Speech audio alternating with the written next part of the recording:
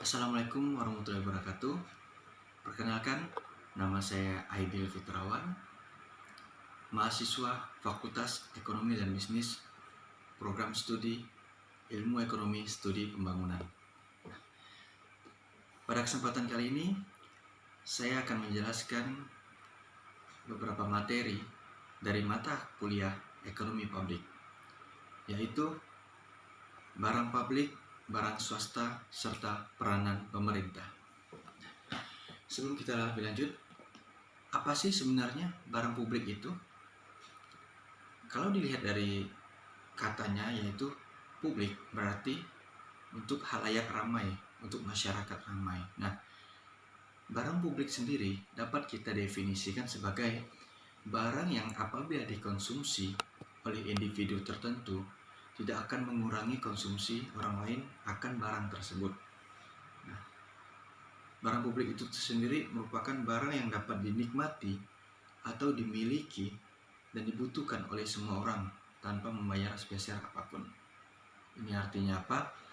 Bahwa barang publik ini adalah barang milik kita semua yang dapat kita gunakan bersama sebagaimana mestinya. Sedangkan barang publik sendiri merupakan barang yang tidak dibatasi siapa pemiliknya dan penikmatnya. Bahkan sebisa mungkin seseorang yang ingin menikmatinya tidak perlu mengeluarkan biaya spesial pun. Nah, untuk barang publik sendiri memiliki beberapa karakteristik atau memiliki beberapa sifat, yang itu sifat non-rival dan non-eksklusif.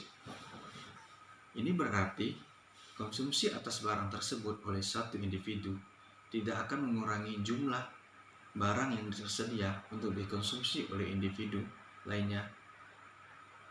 Dan non-eksklusif berarti semua orang berhak menikmati manfaat dari barang tersebut. Nah, apa-apa saja contoh-contoh dari barang publik tersebut, yaitu seperti udara, cahaya matahari, papan marka jalan, lampu lalu lintas, pertahanan nasional, pemerintahan, dan sebagainya. Nah, barang-barang itulah yang bisa dikatakan sebagai barang publik. Siapa saja dapat memanfaatkannya untuk halayak ramai. Selain daripada itu, dan juga ada yang dinamakan dengan barang swasta. Apa sih barang swasta itu? Barang swasta merupakan barang yang disediakan oleh pasar atau swasta. Barang swasta ini dihasilkan dengan alokasi sumber daya swasta. Untuk memperoleh barang tersebut dibutuhkan pengorbanan. Ini artinya apa? Bahwa jika barang swasta dikonsumsi secara terus-menerus, maka barang swasta akan berkurang. Contoh barang swasta yaitu mobil. Nah, mengapa mobil dikatakan barang swasta? Karena kebanyakan mobil hanya mampu dibeli oleh orang yang memiliki kemampuan uang yang berkecukupan. Jadi kesimpulan di sini ada pengkhususan untuk mendapatkan barang swasta. Jika banyak yang mempunyai uang dan banyak yang beli mobil, stok mobil akan berkurang. Jadi kita bisa menarik kesimpulan bahwa barang swasta akan berkurang jika banyak menggunakannya. Untuk materi selanjutnya yaitu peranan pemerintah. Nah, dalam perekonomian, pemerintah sendiri memiliki beberapa peran, yaitu dalam peran alokasi, distribusi, dan stabilitas. Apa maksud dari peran alokasi tersebut? Yaitu pemerintah mempunyai peran dalam mengalokasikan sumber-sumber ekonomi yang ada dalam perekonomian kepada seluruh masyarakat secara efisien. Yaitu fungsi alokasi tersebut juga bisa dikatakan merupakan fungsi pemerintah yang paling besar diberikan oleh pemerintah pusat ke pemerintah daerah. Nah, inilah yang menjadi awal dari pendobrak sebuah otonomi daerah. Jadi setiap daerah itu diberikan wewenang dalam mengelola keuangan daerah tersebut, dalam mencapai pembangunan daerah tersebut tanpa tinjauan langsung oleh pemerintah pusat. Sedangkan alokasi tidak efisien sebab banyak faktor yang menyebabkannya, yaitu kurangnya pengalaman dalam mengatur pengeluaran oleh pemerintah daerah yang diperintahkan oleh pemerintah pusat. Dalam hal ini pemerintah daerah kurang intensif menggali potensi yang berkembang dari penyediaan pelayanan tersebut. Pemerintah daerah mungkin mengabaikan keuntungan yang diperoleh dari faktor eksternal atau bukan penduduk setempat, sehingga alokasi ke arah bukan penduduk itu sangat-sangat minim. Benturan alokasi pemerintah daerah dan pusat. Nah, kadangkala dalam fungsi alokasi ini kurangnya tepat sasaran, sehingga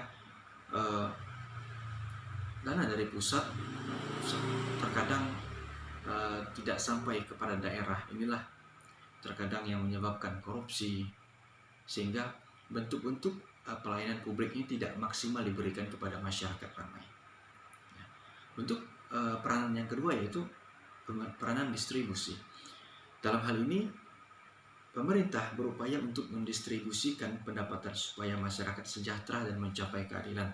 Nah, dalam fungsi pendistribusian ini perlulah suatu tinjauan yang sangat dalam. Karena apa?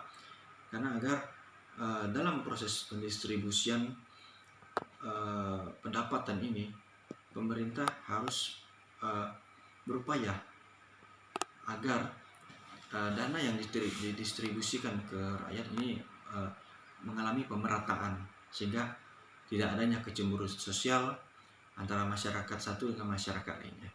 Nah, untuk yang peranan yang terakhir adalah peranan stabilitas. Dalam hal ini pemerintah memelihara stabilitas baik mikro maupun makro, yaitu stabilitas perekonomian dan memulihkan jika berada dalam disequilibrium. Nah, dalam kegiatan ini pemerintah berperan penting dalam menstabilkan dalam kebijakan moneter, yaitu dalam stabilisasi harga dan stabilisasi ekonomi. Antara lain dapat dibagi menjadi stabilisasi produksi, kesempatan kerja, dan stabilisasi penjualan atau pemasaran. Nah, inilah beberapa materi yang dapat saya sampaikan pada hari ini, yaitu tentang barang publik, barang swasta, serta peranan pemerintah dalam menentukan kebijakan publik.